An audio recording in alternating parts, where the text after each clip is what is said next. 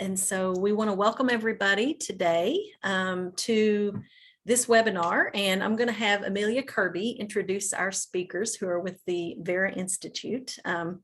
And we're going to be talking today about ARPA funds and criminal justice. And this builds on our previous webinar that we had, which was a showing of Up the Ridge, which of course is the documentary that Amelia was a filmmaker for and shared with us at our last webinar. And so Amelia, you just go ahead and take it away. All right, thank you very much, Donna. And thank you all for being here today. I'm very excited and happy to have some of our friends and colleagues from the Vera Institute join us. We have Monica Smith and Sarah Minion, both of whom have spent a fair amount of time in Kentucky doing various different kinds of work. Monica is the Associate Director of the Policy and Advocacy for the In Our Backyards initiative at the Vera Institute. And she has deep personal and professional roots in Kentucky. She's got family here and started her career as a public defender here in Kentucky. So very much familiar with the life and world of the Kentuckians. And Sarah has spent a lot of time here with her work as a senior program associate with the In Our Backyards initiative. And a lot of her work has really been around helping communities think differently about how we engage with, particularly with the system of incarceration related to jails in our communities and reliance on jails. And the In Our Backyards initiative overall is a national project that really looks at how rural communities are impacted by incarceration, how we have perhaps an over-reliance on the system of incarceration for our economy, and how we might think differently about that and different approaches for shifting communities in rural places thinking around that. So we're very, very pleased to have them here, and they are going to talk today about the American Rescue Plan Act and how those funds might intersect with our work in Eastern Kentucky. So take it away, y'all. Thank you, Amelia, and thanks for having us. It's great to be with you all. And for folks watching on the recording, if you have questions, you can feel free to reach out and we'll be happy to answer them. John, it's nice to see you again. Kathy, and Martina and Donna, it's great to meet you. And Bobby, see you again. Just give everyone a personal shout out. So I feel like we can keep this quite conversational since we have a small group. So folks, feel free to interrupt. And if you want to ask questions about your particular county or city, we can kind of do that together on the call. I'm going to share my screen and let me know if you can see it. Oh, wait, hold on.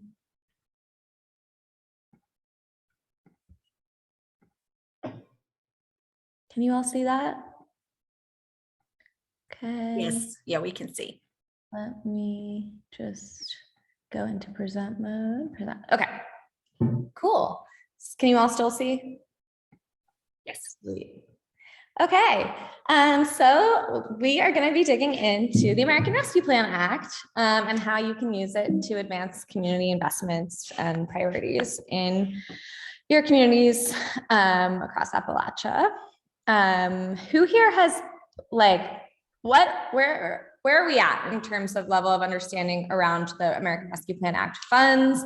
On a, you can show me on a scale of 1 on your hands being I don't know anything about it, to 5 being I'm an expert on ARPA.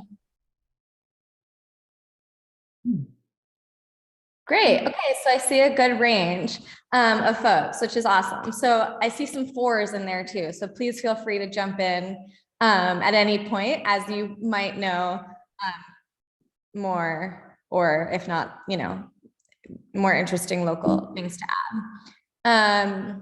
So a little bit about the American Rescue Plan Act. The American Rescue Plan Act was really a once in a lifetime injection of funds into state and local governments to respond to the devastation of the COVID-19 pandemic.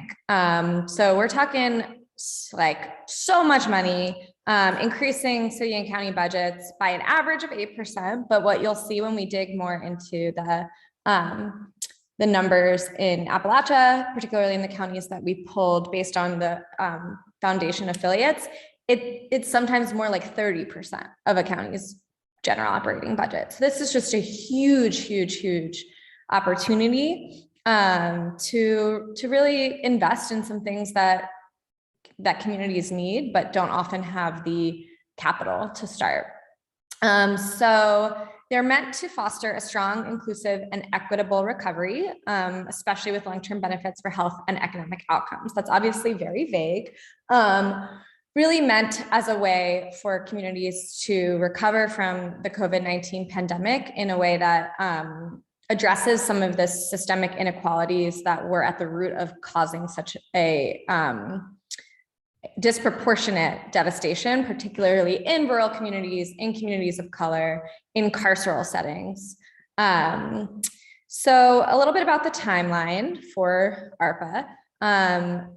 Where it's so wild now, we're already almost in May 2022. But so governments have already received the first tranche of funding and have had to do some interim reports, quarterly expenditure planning reports, things like that. In May, so next month, or actually almost like in a week, there will be the second tranche of funding will be given. And then in August, we'll see the first annual expenditure report for places with over 250,000 people. So that's probably not many of your communities, but it'll be interesting and all of those spending plans have to be published have to be sent to Treasury and then are published on the Treasury's website. So I'll share a link to that. You can go through and look at some of the preliminary quarterly reports and interim reports to see what your communities have reported. And then spending plans have to be finalized within 2 years, so December 2024, but then all spending must be done by the end of 2026 or returned to Treasury.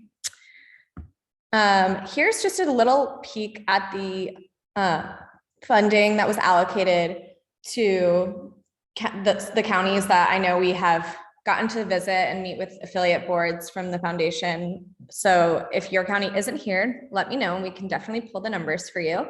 But again, as you can see, just the percentage of the total budget that these ARPA funds are contributing is on average 33% of the total revenue. So that's just a huge opportunity. Bell, it's close to 50%. Here it is broken down by cities and just how much was allocated.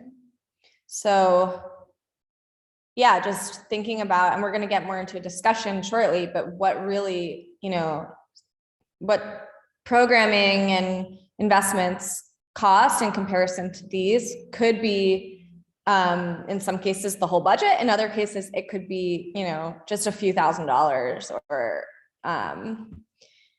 or smaller. So looking into what the funds could be used for, just to talk more about what you should be thinking about.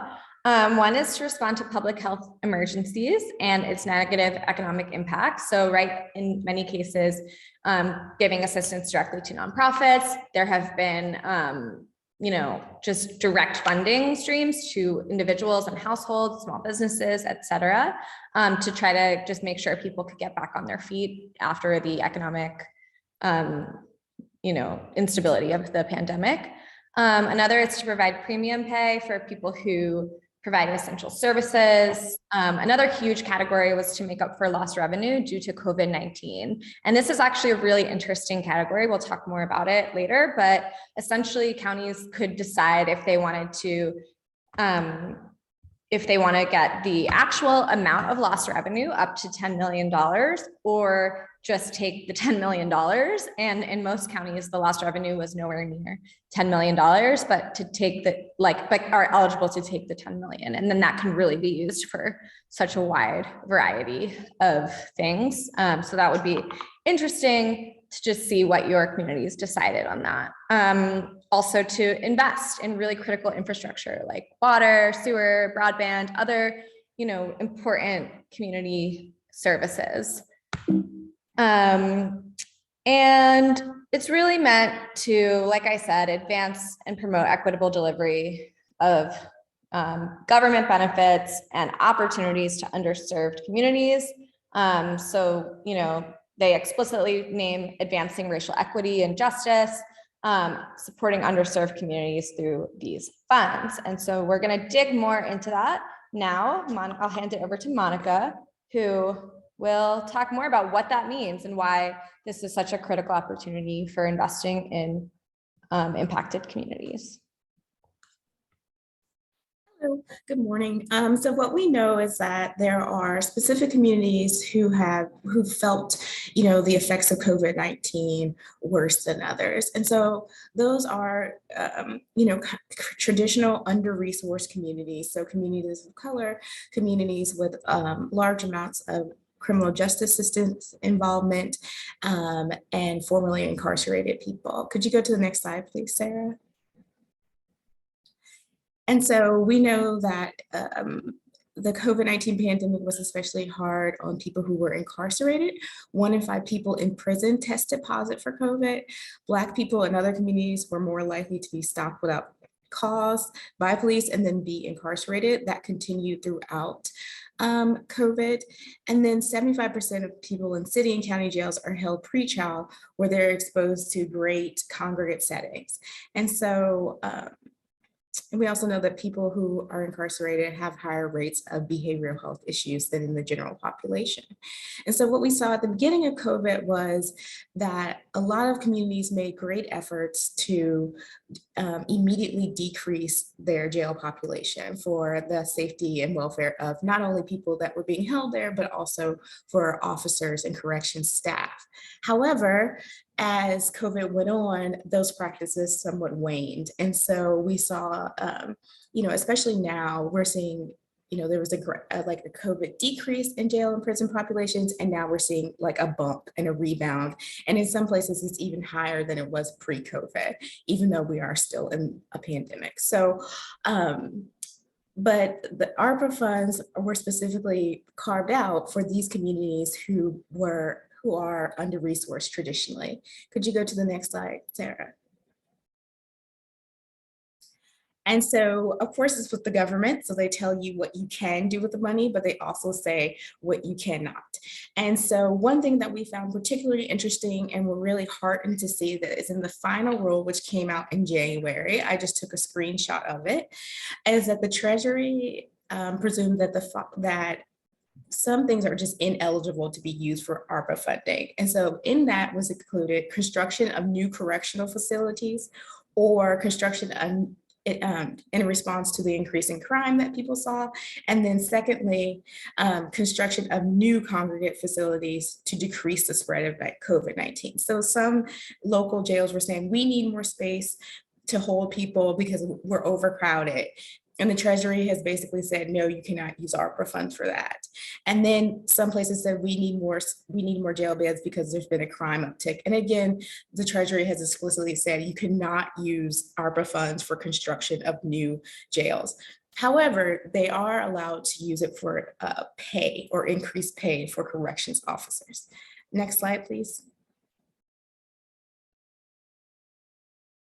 There's some other things that people can't use ARPA funds, so rainy day funds, pensions, offset reduction in tax revenue, and pay off debts or obligations related to a settlement agreement, consent decree, or judgment. And where that could come into play is if a government or a police officer was sued in their official capacity. So let's say that someone was injured or something during an arrest, and then the city would be on the hook for paying out that judgment or paying out that and they were found liable for harming that person, then the city or the municipality could be on the hook for paying that. And what it says is basically that's considered like a debt and or a settlement, and that you can't use ARPA funds to pay those either.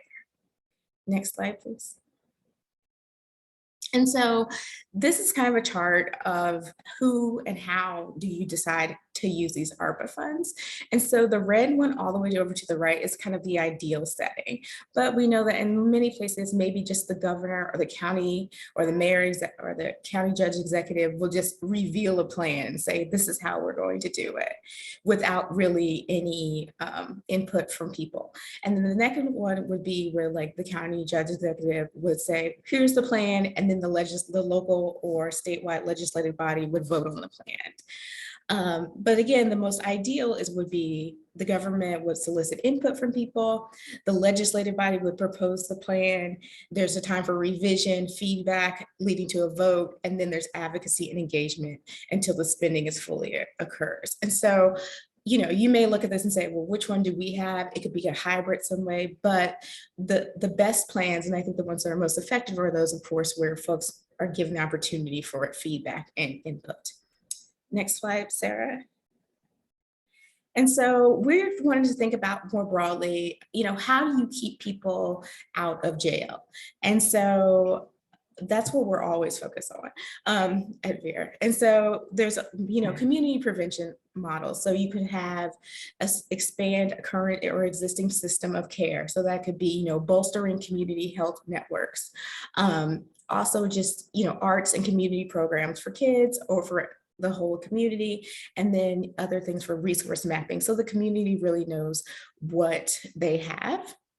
There's also municipalities that have used it to support crisis response and support. So, you know, instead of calling the police or instead of having the police be the only option for a response when someone's having a mental health crisis, why not have an alternative crisis response team that can come in and assist people.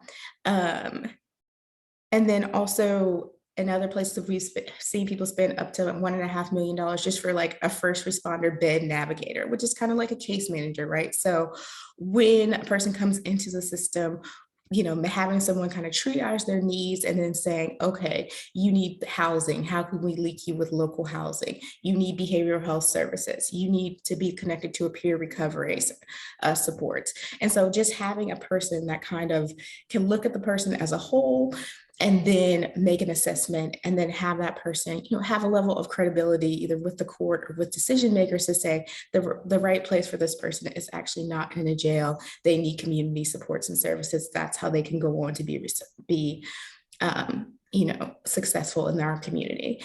And then some things to kind of increase pretrial release once people are already in the court system. We know that if they have high quality legal representation, people have better outcomes.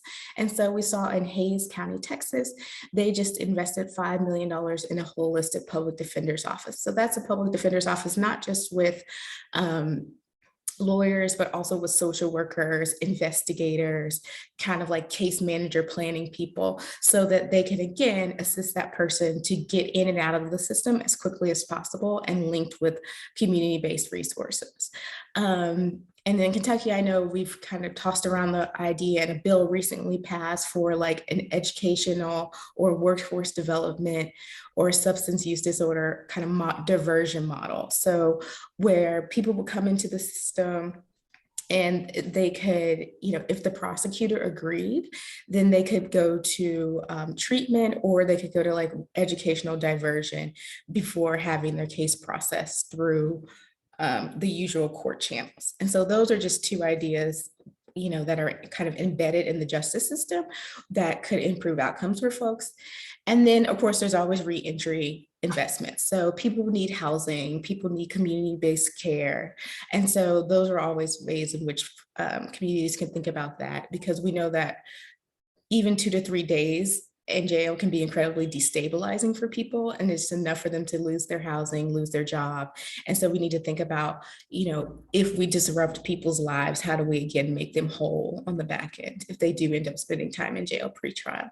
Next slide, please, Sarah. And so here are some other examples that we see nationwide. In Tarrant County, Texas, they constructed a mental health diversion center to try and curb the bookings into their jail. Again, in Hays County, Texas, they created a public defender's office. In Buffalo, New York, they're establishing a law enforcement assisted diversion program.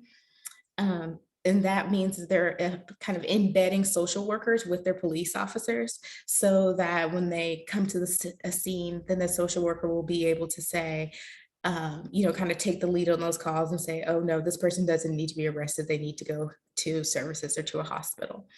And then San Jose is using it for a community violence interruption program. And so that means that there's folks from the community going back into that community and helping to keep young people, on the right track. And so those are just a few examples of places that and how they've used creative uses of ARPA funds. Next slide, Sarah. Yeah, we at the end. Oh, that's it. So do you all have, if you want to have a little discussion or chat, or if you all have any ideas about, what and how these funds could be used in your own communities and what you'd like to see, we'd be happy to talk it out. So thank you.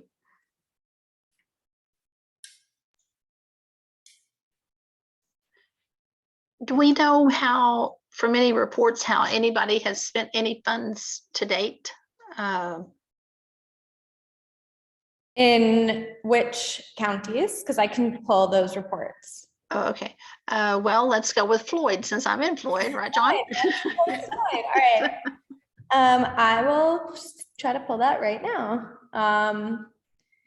You guys can maybe keep discussing while I pull it, so that everyone. Do you want to put the link in the chat, Sarah, so everybody can kind of learn how to search it, maybe?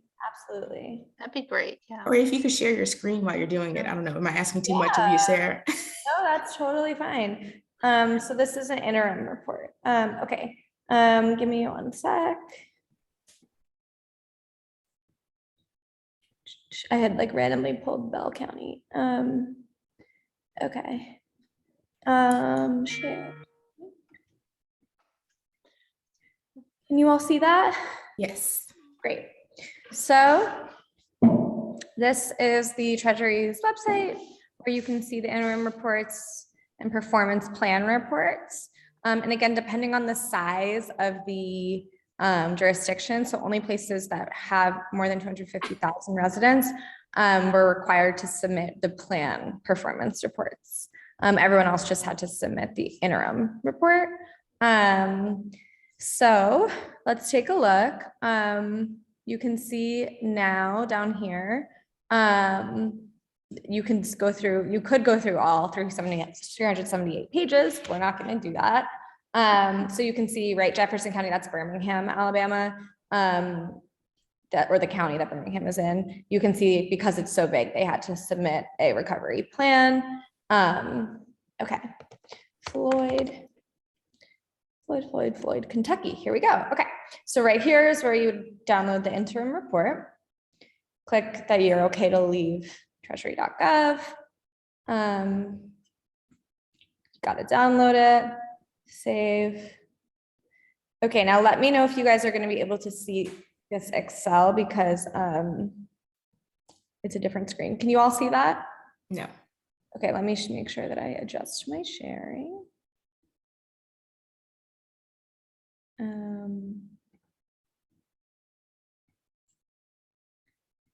Okay, can you see that? Yes. Yeah. How's the size? Do you need me to zoom at all? It was better before. Yeah. Yeah, it was. Yeah. Oh, okay, great. So not much spending so far, which is interesting. Really not a lot of spending. It looks like they spent $1,641.63 on aid to tourism, travel, or hospitality. Interesting. Not sure if anyone knows what that went to. Zero funding toward any of these other, disproportionately impacted communities, which again is an entire expenditure category. We see like community violence intervention here, services. So this is the template of the report that they need to provide. Yeah, this is the template, yes, but Okay. they filled it out. This is their filled out version. And then nothing in any of these other categories except for provision of government services. So revenue lost. Looks like they spent over $1 million on like paying probably government personnel. and filling in revenue loss for government services. I couldn't imagine that they got much over that. Well, the revenue loss category again is that one where it's like they get 10 million, even if they didn't lose any. Oh, okay, right. Even, okay. So they would put in what their loss was and Yeah, up to 10 million, which, you know, they're not going to lose. Right. I wouldn't think they would have lost 10 million. But, right. you know. Most places, it's interesting how many places actually ended up making some money in that. I don't know about. Oh, wow. And then if you click on the second tab, Sarah, So does it that's show like, that that's in revenue? addition to what was allocated to them, the revenue loss. Is that the way it's? I believe so, but at the time of the interim report, there wasn't. That Oh, came out okay. in the final report. So, but if you look here, in the second tab, it's the revenue replacement tab, where you can see more. So base year revenue, 15.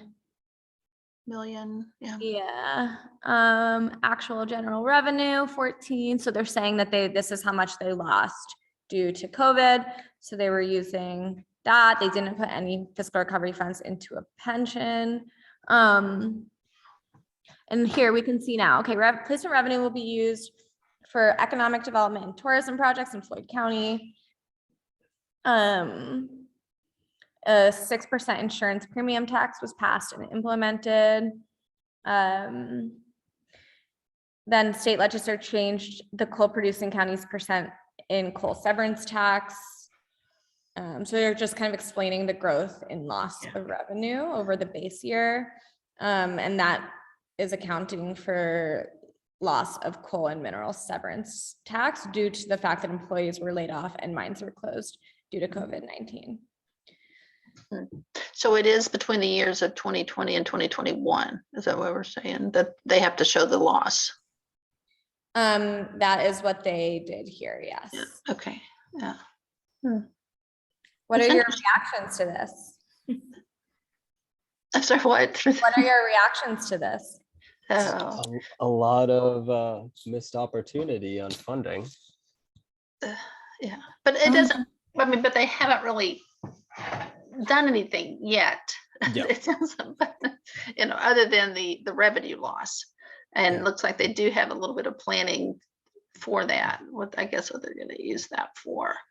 Oh, wow. So, well, yeah, if you could put that link in the chat or send it out later, Donna, to even the ones that, you know, did make it, they might go back and watch the Yeah, we can include recording. that link. That would in the be recording. good. Yeah. That if Well, I we think you're right. There's a ton of funding left. You know, ostensibly, unless since that report, they've just dropped all dropped it all on something, but. So after, was it July the 15th? That's the next report due date, right? Was that what it said? Was that when we? I think it's let me see, August 31st. Oh, okay. Well, I don't know where I got July 15th from. So okay. After August 31st, we'll know more, I guess, of where some of that. I mean, you also do have, like the slide Monica showed with the different ways of engagement, right? There are other jurisdictions that are totally issuing RFPs to their community and saying, we want community organizations to come to us and tell us what you would use this money for, right? There are other communities that are having listening sessions. So, you know, one option is to wait, and then another is to say, hey, we would love to talk about this. We haven't seen anything yet. Yeah. I think that speaks to me of the possibility of the affiliate boards and all of the community foundation boards in the counties that the Foundation for Appalachian Kentucky works in. You know, that's a great opportunity to kind of engage with the local decision-making process, like who in Floyd County is assigning how this money is spent. Where is the point that we could say, we would like to see these things, you know, spent in all of the kind of different categories that were available. Like once we have a kind of a sense of what's possible, having input into that process, it seems like, as Bobby said, it's a missed opportunity, but it doesn't have to stay a missed opportunity. You know, that we can really jump on it. So far, it's just kind of been limbo. We don't really know what's going on, and we can check the other counties and cities too, because the cities also receive the funding. Most of them not as much as the counties, but some of this, well, Pikeville probably be quite a bit. We I ought would to think. sit down with Missy Allen for sure, because she's the grants person and she's also on our Community Foundation board. And Robbie, I mean, we're just, I don't know how far up she is, on this, what appears to be a lot of money. I mean, the obvious thing that comes out is sort of with Mueller saying, seemed to me that some of this money could be used to increase this Chen Zuckerberg funding for however we do it. And the public defenders just got a pretty good sized increase from the state. And we have, I think, one of the larger programs in the country proportionately that uses social workers to help with these diversion programs. But our big problem is, I think, it continues to be overcrowding, at least in our jail. I mean, I don't know if that's our folks who've been there, but, and I noticed that housing and food are in there. I mean, to try to get I was talking to one of the sisters, we have one facility in Floyd County that operates a pantry in Prestonsburg and does it once a week, and they're just at the limit of they're at their limit because they've run out of parking, and it's a very small group that's run by the Episcopal Church, and I know there's a need there. And just go on and on. The idea of trying to do a community listening session would be terrific. But I think we probably ought to start with Missy. I mean, she may already know more what's coming out on this second report by August. I noticed that you said there was a loss, I think, on pension, but it says you can't use this money to shore up pension funds, right? Right, that's right. And the other prison we have, the state prison, is a private. You all may know, is the Wheelwright prison is still operated by private. Is it continue to be privately operated? Yeah, you're shaking your heads up and down. So I don't know. Can they access some of this money or not? I don't think that they can. Well, they could if your elected officials decided to give it to them, because they can give to any business, right? They can really give it to, the thing is about the carceral, Monica, maybe you were about to go into this around the final rule. And Yeah. They could not use it to build a new facility to either decrease overcrowding or in response to an uptick in crime. So they would have to come up with another reason to use it for a construction project, but they could use it for other things. They could use it, I think they could, under the final rule, they could use it to, let's say, hire people to do treatment services in the jail. They could do something like that, but they could not use it to construct a new facility in any type of way. One thing you could add educational programs, right? Yes, that's correct. That's been one of the areas that folks really, of course, it's a medium security prison. I was thinking about the federal prison that has just restarted having the college start adding courses again, which they stopped doing for many years. Yeah. I guess that's a different, but I'm wondering if the college could apply for funding to add additional instructors at that facility, federal facility. I don't know if anybody, I guess the local folks wouldn't be interested in that particularly.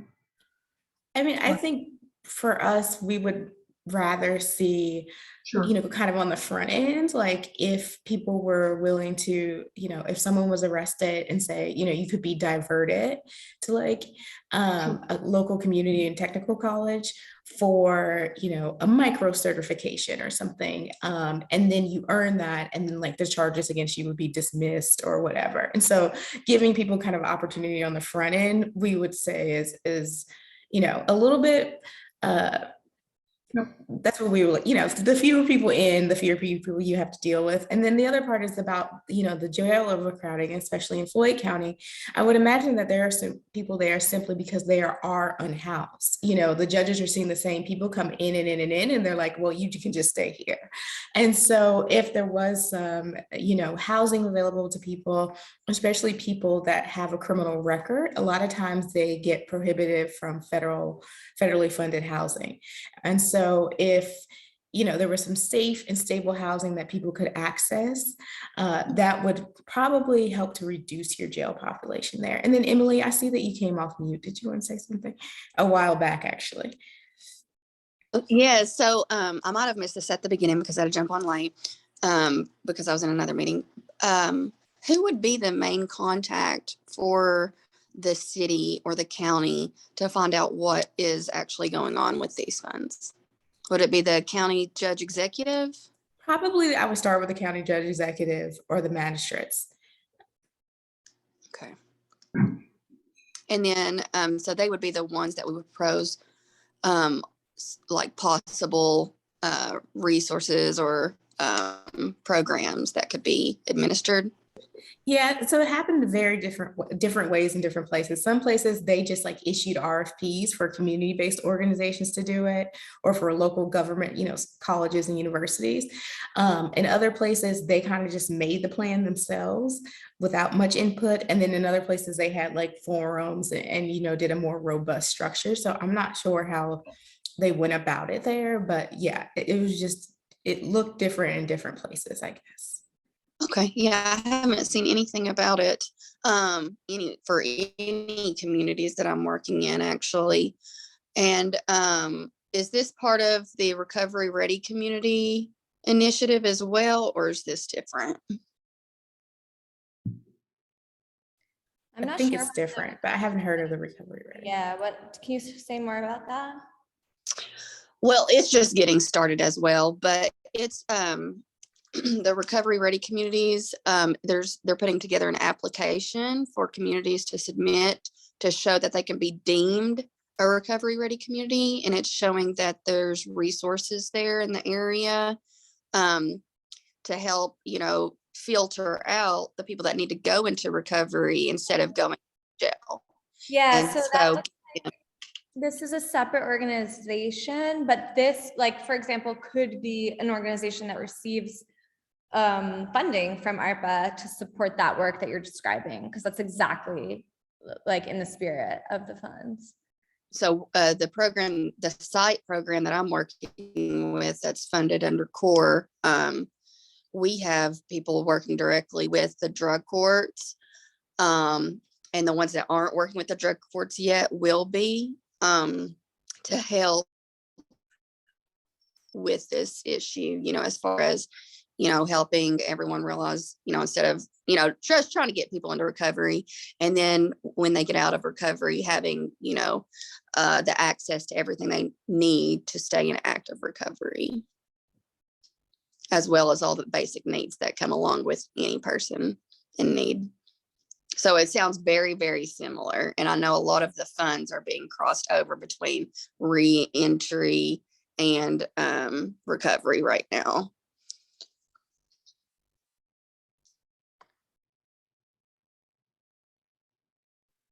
And I think like, I may not be 100% on this, but I think like Kentucky, there has been some hesitation by local governments to really accept ARPA funds, because I think that they, are not necessarily fans of like the current president. And so they're like, well, we're not going to take this money because we don't know, there might be strings attached down the road, blah, blah, blah, blah, blah. And so I think there is some tension there about, if we take these funds and use them, will there be like a gotcha moment down the road, or will we somehow have to pay them back? And I think that the federal government is trying to make the rules like as clear as possible, so that local governments don't feel like they're being like set up and that they're going to be on the hook for something down the line. And so I think they're conscious of that and they're trying, but I think there is a certain level of skepticism in local government in certain places as to their willingness to accept federal funds, especially because like in some states, I don't know if it's true in Kentucky, but in some states, they weren't like charging local tax on like Amazon. And then when COVID came, they started charging taxes on Amazon. So actually their local revenues went up because everyone was getting everything delivered. And so they didn't really like feel the pain of COVID as much. And so they're like, well, we don't need this federal money because our taxes went up so high in our county. So that could be the case in Kentucky and maybe something to look into. But I know in some of those places, they're like, we actually have our own internal windfall because everyone stayed at home and bought stuff on Amazon. And so there a little bit of a hesitancy to access these federal dollars. And so that could be something too as well, some degree of local hesitancy, especially if they didn't feel the crunch of COVID.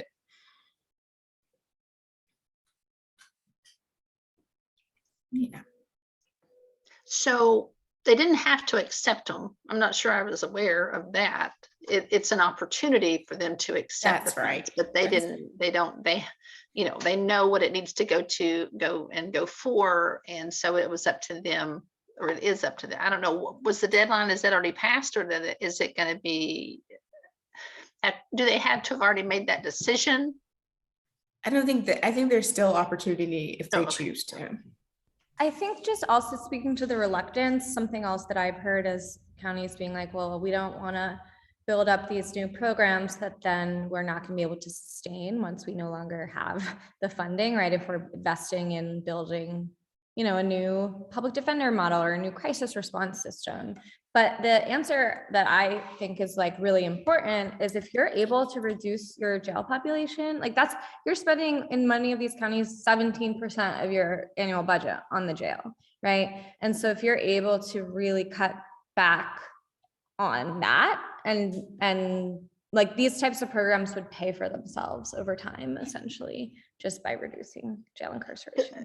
Because they get it for 2 years, right? They get half 1 year and then the other half, I guess, if they've met all the requirements, and they get the other half, and then it has to be spent like 2026 or something like that. Yeah. So there's 2 years worth of funding. So it needs to be something that can be sustained in a way, by the county. So yeah, that I mean, it's an influx of money, which is great for what, but it's got to, you want to make sure that it's something Right. that you've utilized to really make a difference and that can carry forward without the funding after 2 years. Right. That's why in some places they're just straight up giving funds like to individuals and families, saying like, here's $2,000. You need $2,000. Here you go. One-time payments. There's lots of creative ways to use it, even if it was like, we're going to pay off all of the fines and fees or court debt that people have. That way they're no longer trapped in, a debtor's prison cycle. You could really do anything. The other thing is that, even though it comes in two kind of drops, they anticipate that, counties should, I think, kind of manage it in a way that it would sustain them through 2026. They can apply for it, even though they're only going to get it at 2022 will be the last drop. They should apply for, to carry them throughout 2026. So they could ask for, a lot more money. When your slide said the other half was coming in May of this year, what did that mean? Are they going to get money, or do they still have to apply? Does that mean if they didn't apply for it all the first time, what does that mean? If they don't apply, or can they get that other half anytime between now and? Counties didn't need to apply for it. They're just automatically all getting it. And so I think Monica was describing maybe some counties that opted out of getting funds. I don't think happened in any of your counties. And I'm really not familiar with that aspect of this at all. We could look more into it, but yeah, they'll automatically be getting the second tranche. So it'll be sitting in a bank account, maybe accruing interest or something, then they'll eventually have to report, but they'll have the money in hand. Is that what you're saying? Yes. All these counties will have this money sitting there Mm-hmm. somewhere in a bank. Correct. Can we get those slides, by the way? Absolutely. Yeah, those are really good. And the reluctance really is to spend it. They're just like, we don't know. You know, they're just suspicious of spending it, which Well, on the reluctance thing, I guess I might mention that there was some publicity a little while back that Senator McConnell, who was, of course, on the other side of all of this, did come to Eastern Kentucky and other places. And once the awards had been made, got some publicity for saying that he was responsible for some of these grants that were made locally out of that money. So I think the reluctance factors is not that great. And it's more trying to figure out how to use that money correctly. I may be wrong about that, but well, that's a I good remember sign it. though if he came. I Because think Kentucky counties did get a lot of money. I mean, compared to even other places, like 30% is a lot.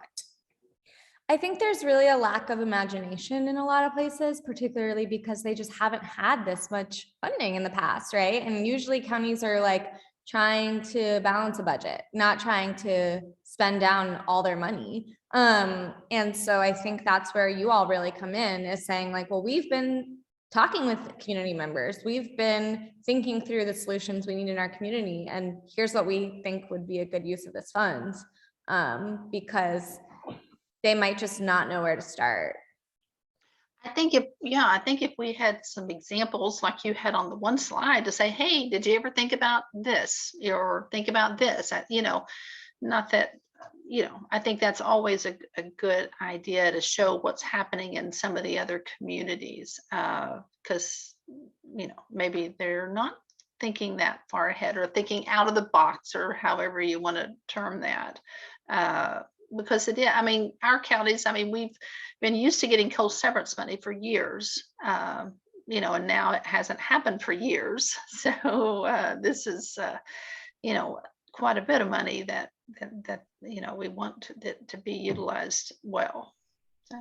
I would also encourage the affiliate boards to think about those strategic plans that you've been working on. Those, what are the areas that have risen up in your communities that you are identifying in those strategic plans that, that relate to what we've been talking about, or underserved populations in general, and approach your local governments with those plans to say, we really have a structure and a plan for how to disseminate or get some of this funding out the door for you, to small that's a good organizations. thought. That's a good idea. Yeah. And then the other thing, and I'm not sure, I've been trying to Google a little bit as we've been talking to see what has happened with this funding at the state level. There was some talk through the Kentucky Nonprofit Network about separating a chunk of money from the state level funding to make it available to nonprofits that have been impacted by COVID, but I can't seem to find where that is at this point. I think KNN had put that out about it. It was approved in the budget. The General Assembly had approved that and put that in there. I don't know that there's specific details about that yet. I think nonprofits can apply for something. Seems like it, I don't know, but I did see that it's part of the budget. So there could be something then coming along soon for nonprofits in general, and maybe for I don't know how, I would have to see the details because I'm not clear on what they are, but that's coming from the state level. And I haven't seen the specifics of it. I just know the amount was 77.5 million, maybe. Does that sound right? Something like that. Yeah, it sounds like I think they started out proposing something like 150 million, and as they worked on that proposal, kind of scaled that down a little bit, but that sounds about right, that amount. I know Kentucky Housing Corporation is making large grants to providers to assist with housing, and have a grant going to legal services programs to help with evictions around the state, and to add additional lawyers to do that they're just getting ready to do. I suspect it's from that same pot of money in Kentucky Housing. But here it's just, I don't know, it seemed to me there's a little bit of money, but I know Kathy and Bobby, when we talked at that last meeting about just needing more money for ID cards and birth certificates for prisoners, and that little a bit of additional funding, that this is probably an area we could, I guess you'd apply for this money to the county, is that right? If you're a nonprofit and you want to get some of this money, is that how you do it? Yeah, No, they might not have Sarah? even issued a formal RFP process, right? Because every county is doing it differently. And so I would just show up to their commission meeting or something, or if you have individual relationships, right, go meet with them and say like, hey, how can we get some of this funding? We have a lot of, this is how we'd like to spend it. This is how much it will cost. Can we have some, especially, it doesn't seem like they've issued any type of application process. Especially under that cost center 3, which is really for people that are formerly incarcerated, justice involved. Those things, I think oftentimes people don't understand that like not having an ID or not having a birth certificate is a very big deal. And so just getting those small things and that's very easy to put together a proposal and say, we want to get, 100, 500 IDs and birth certificates and help people through this process.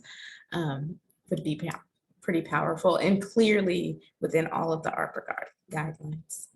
Yeah, and also the navigator position, resource coordinator, I know you were all trying to create. I'm not sure what the status is with that, but that's an amazing, way to spend this money. Yeah, I mean, so we're coming up on the end of our time together, but I wanted to think about a couple of next steps as far as, Donna, I love your idea about trying to align this with the strategic plan work that the affiliate foundations are doing. I mean, I think that makes such clear sense about tracking that need and then trying to fill out this money could help resolve some of those things. In Floyd County, since there's several of us here, I wonder if we want to put this on the agenda for our next working group meeting next week, and then maybe on the agenda for the Floyd County Community Foundation May meeting to just kind of think about next steps. I think that's a great idea. Cool. Oh yeah, transportation. So Yeah. well, thank you all very much for joining us and having this conversation. Everybody for being here today. Donna, I don't know if you have any final wrap up. I'll just say that I'll get the recording out to everybody. So share it with your fellow board members. If those people were not able to join us today, we will include the slides. I'll get copies of those and include the slides and also the links to where you can download the reports and get other information. So thank you, everybody. This was really great, Monica and Sarah. So thank you so much for Thank you. Great Thank you information. all. Thanks, y'all. Thank y'all. Bye-bye. Good to see you again. Can you say Good bye? to see you. Say Take bye? care. Bye.